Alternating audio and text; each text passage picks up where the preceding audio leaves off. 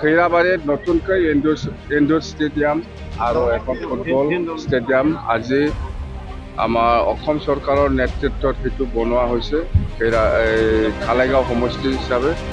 প্ৰত্যেকটা সমষ্টিত অসম চৰকাৰে এনেকুৱা স্কিম প্ৰজেক্ট কৰিছে।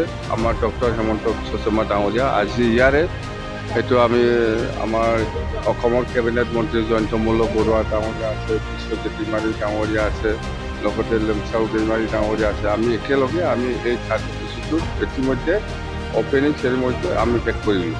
এতিয়া হ'ল সেইটো মেইনটেনেঞ্চটো আমি লেমচাও ডাঙৰীয়াৰ লগত আলোচনা কৰিম। আমি যিটো যত্ন কৰিব লাগে আমি কৰিম।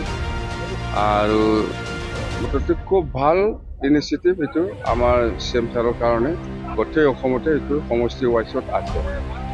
আপচুৰ সভাপতি ভূপেন বৰাই ঘোষণা কৰিছে যে ছাৰ মানে সকলোৰ সমৰ্থনত এটা সমষ্টি দিলে তেওঁ নিৰ্বাচন খেলিব।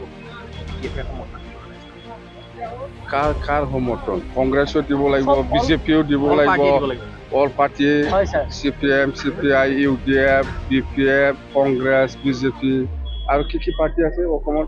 12-13টা ৰাইজৰ দল আছে।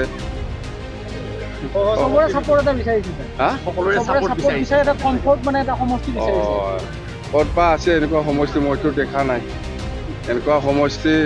চব পলিটিকেল পাৰ্টিয়ে সমৰ্থন কৰা এনেকুৱা সমষ্টি মই পোৱা নাই আজিলৈকে।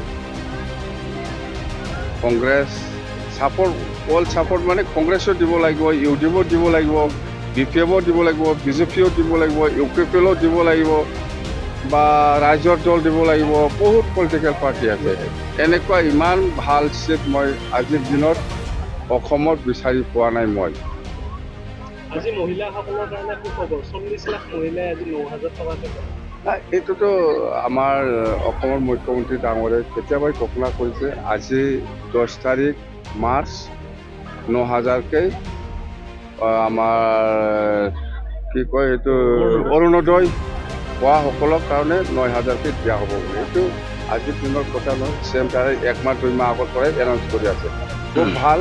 মুঠতে অসমৰ মুখ্যমন্ত্ৰী ডক্টৰ হেমন্ত বিশ্ব শৰ্মা ডাঙৰীয়া আই মাতৃ মহিলাসকলৰ ওপৰতো বহুত গুৰুত্ব দি পেলাই সিহঁতক আগুৱাই লৈ যাবৰ কাৰণে কি কৰিব লাগে কৰি আছে।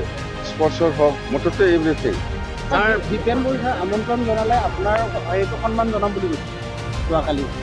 সি হ'ল আপচুৰ মানুহ, মই হ'ল পলিটিকেল পাৰ্টিৰ মানুহ। এই আপচুৰ মানুহে পলিটিকেল মানুহক আমন্ত্ৰণ জনাব পাৰে, এইটোতো পলিটিকেল হৈ গ'ল।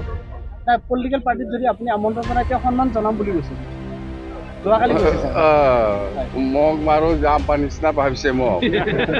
মোক পূৰ্বক ভাবিছে। মই আজি আহক বুলি ক'ব, সি অহাকালি মই কিয় যাম, কিন্তু মই যাম বা পূৰ্বক।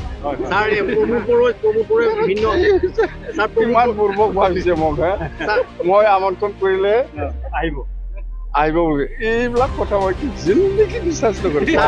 ডেঞ্জাৰ মানুহ। প্ৰমুখৰো বিভিন্ন অভিযোগ আনি আছে আপোনাৰ ওপৰত। আপোনাৰ কি চলাই আছে? আপোনাক ভয় খাইছে নেকি ছাৰ? বা ইউটিউব ধ্বংস হৈ যাব? নাই। মই এইবিলাক একো হিচাপ নকৰোঁ। ৰাজনীতিত একজনে একজনক গালি দিব। এতিয়া প্ৰমোদ বড়ো মোক গালি দি থাকিব, ইয়াৰ কাম সেইটোৱেই হ'ব। কাকো চিনি নোপোৱা এই প্ৰমোদ বড়ো, সি নিজে প্ৰেচিডেণ্ট হয়। দল চলাব লাগিছিল, সি জাগাতে